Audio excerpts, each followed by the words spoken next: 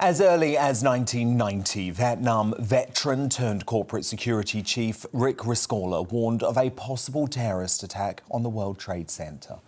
After unsuccessfully lobbying his bosses to move out of the South Tower, Rick, who was born in the sleepy Cornish town of Hale and served in the British Army and the Met Police before relocating to America, implemented an emergency escape strategy for the employees at financial firm Morgan Stanley. And he insisted on twice-yearly evacuation drills. This foresight would see him hailed as the man who predicted 9/11 and a hero responsible for saving almost 2,700 lives when hijacked planes crashed into the World Trade Center almost 20 years ago.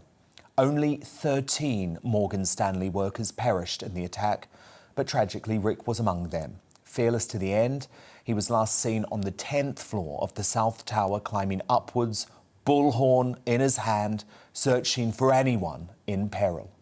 Rick's courage saw him memorialised across the world. And in 2019, Donald Trump posthumously awarded him the Presidential Citizens Medal, America's second highest civilian honour. And I'm honoured to be joined tonight by Rick's son, Trevor. Trevor, well, your dad, he was a British hero. I can only imagine how tough this 20th anniversary must be for you. Indeed. Thank you for having me, Dan. It's bittersweet. There are still so many threats in terrorists and those things going on, but remembering the heroes, not just my father, but so many others that did great things for the country and for their fellow men on 9/11.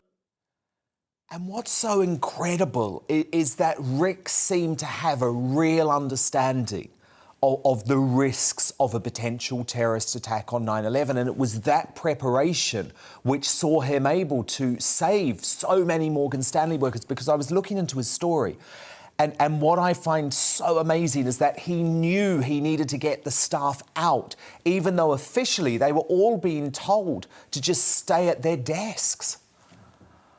Well, my father had mentioned to me several times that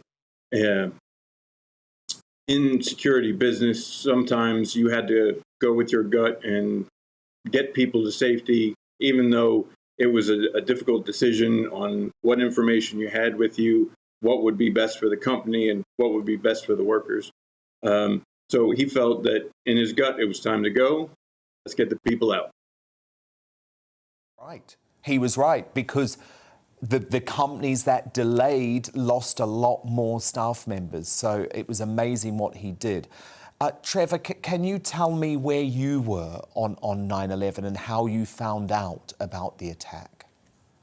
I was in Morristown, New Jersey. I was actually working night shift security for the courthouse there, and I got a phone call in the morning from my sister telling me that the towers had been hit. I more immediately got up and started watching the news and waiting by the phone to see if we heard any word or anything from either my father, Morgan Stanley Security, several FD&Y retired that worked with my father over the years. Unfortunately, with the chaos and the cell towers being down, we didn't get much information right away. Did your gut tell you that, knowing your father like you did, you know, knowing the fact that he was a paratrooper, that he was a former police officer, did your gut tell you that he'd be doing everything possible to get people out, and that might mean that he wouldn't make it out? Is that what you felt in your gut? Absolutely. I knew that he would be in the thick of it, that he wanted to make sure that as many people as he could get out would get out, whether they were Morgan Stanley or other people in the building, that he wanted to know that he did everything he could to help people and get them out. In fact, there are several stories of him singing in the hallways to keep people calm and keep them moving down the stairs for the evacuation.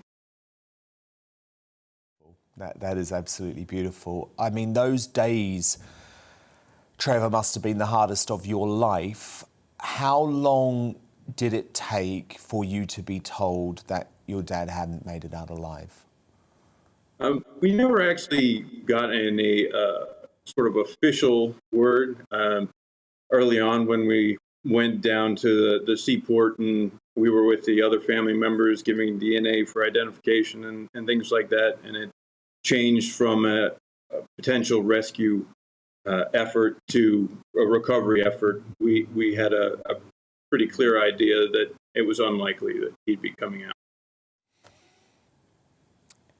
And how do you think that we should mark the 20th anniversary of 9/11? Do you worry that for some people they maybe don't know about the impact of that day? I think people understand the impact. I think at this point, 20 years, 2 decades on, it might be time to look to the service aspect of what we can take out of this. I mean, the heroic stories of people helping each other get out of the city, the brave firefighter that's involved with the tunnel to tower who ran from the tunnel all the way to the World Trade to help. These kinds of things to promote service and help for our fellow man. I think that's the best way to remember. You're completely right. Well, look, your father was a true British hero and we will all be remembering him on Saturday. Trevor Riscola, thank you so much for being here tonight. Thank you very much, Dan.